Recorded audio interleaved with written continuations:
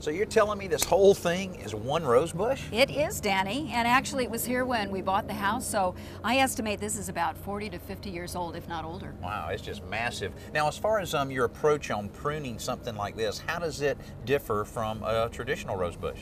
Well, this is a climbing rose, and so it has a totally different approach as for example, a hybrid tea rose that you would find growing in the ground, where you cut it all the way back after its season. Now, with a climbing rose, you want to make sure that you don't cut it all the way back, because you will definitely kill it. And I've seen that happen before. We have some canes down here that are pretty strong, and there's a new one coming up over by you. And that's a good sign, means the vine is still in good shape.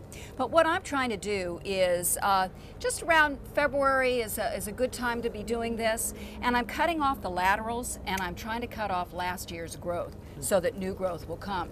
I see. I guess in keeping it against the wall, you cutting these outer branches off will allow it to stay more vertical. That's right. And with a climbing rose, that's another thing you're doing, is grooming it, getting it into the shape that you want it to be. Okay, now these, is this where the rose comes out?